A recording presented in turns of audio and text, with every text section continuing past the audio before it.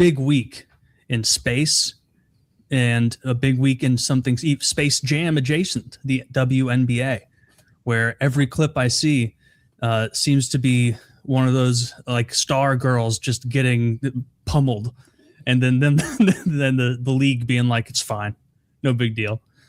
And now boys want to play, right, Kyle?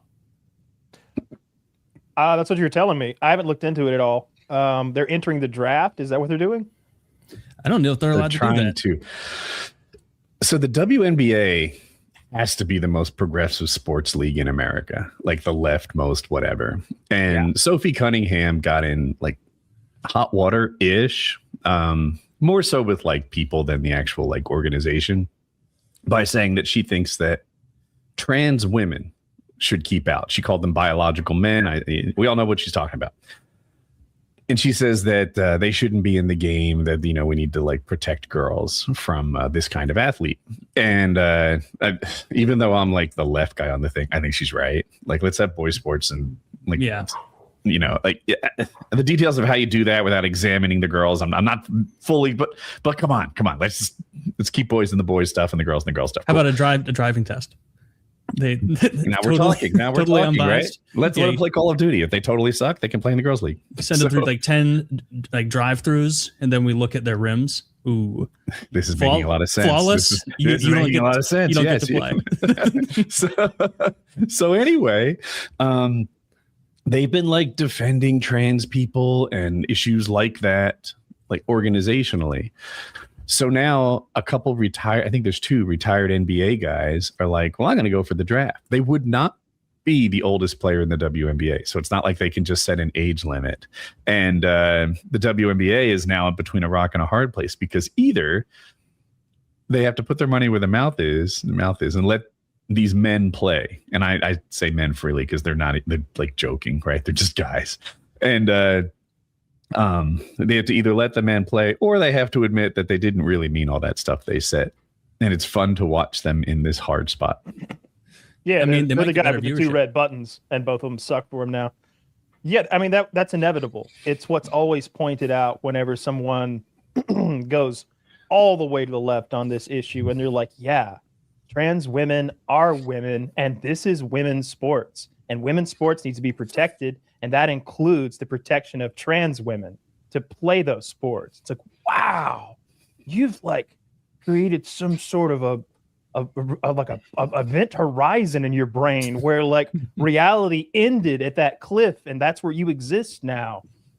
And then when they put them to the test, and they actually put it's the South Park episode, you know, when they have Macho Man Randy Savage come and compete in the women's games, and he just crushes everybody. It's like, next event, boxing, and he just beats the shit out of a woman. Like, that's the whole point that comedians have been making for a while. But now apparently, I don't know who gets to decide the WNBA whether former NBA players? Is that what you said? Literally former NBA players. I'd have to look up their names, or maybe Zach knows off the top of his head. That's but hilarious. Not stars. Rodman in there. It's Rodman not like used to wear Russell a dress. West. Dude, Rodman used to rock that. Remember when Rodman wore the dress in the 90s? A wedding dress, I think. A wedding dress. I remember him. Like let him in. He's the guy. Rodman would crush the WNBA still at 60. I think any of these. How do you pronounce this name? Anise Cantor? Anus.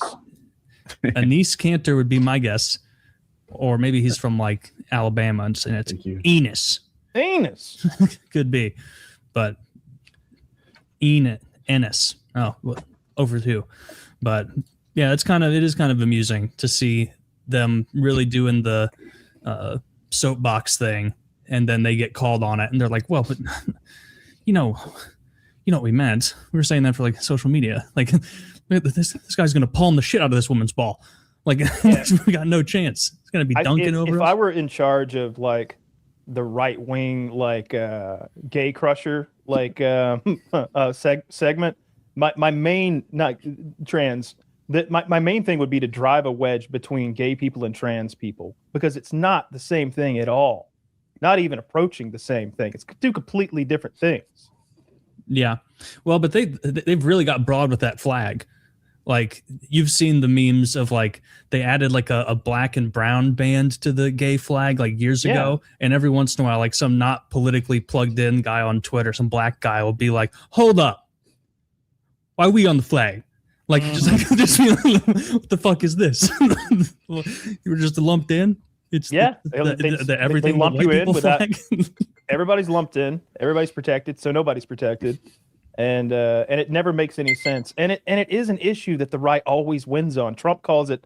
He calls it out when he brings these up. He's like, this is a 90-10 issue. I love this issue. Yes. They want to talk about this issue. Wonderful. Let's talk about this today because you guys hate the fact that I'm a pedophile. But hey, these guys want little boys in little boys in your girls' locker room. I'm safe in there. Let me. It is a 90-10 issue. I feel like it's losing its strength a little bit, though. Like at this point, when you're talking about men and women's sports for like the 9th year in a row, it's like, motherfucker, we lost 3 wars to Iran this year, and you want to talk about sports?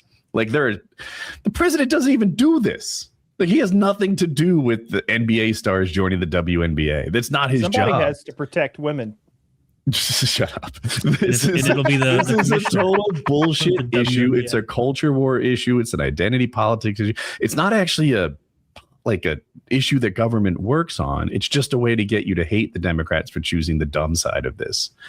And I feel like it's losing its effect, but we'll see. We'll see. They should stop picking the dumb side. They should stop picking the dumb side. That's how I felt about Republicans on some issues too. I think they have the unpopular side of abortion. I know they do. The polls all say it. And when they even hold like abortions, like voter referendums in red states, they still win. Like red states vote to keep abortion. I know Missouri did, but so they're on the losing side of that issue and they stick to it. The Republicans were on the wrong side of like hating gay people for no fucking reason for decades. But they seem to have lightened up on that. And I hope that the Democrats can lighten up on their dumb side. Somebody's got to protect women, and thank God Donald Trump is in the White House because he's going to do it.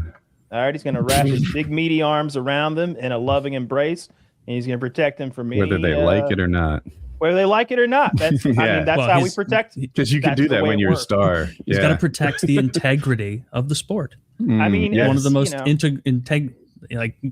isn't like the whole crux of the WNBA that I've read that like it's never made money. It loses money every year, and all the NBA players have to subsidize it.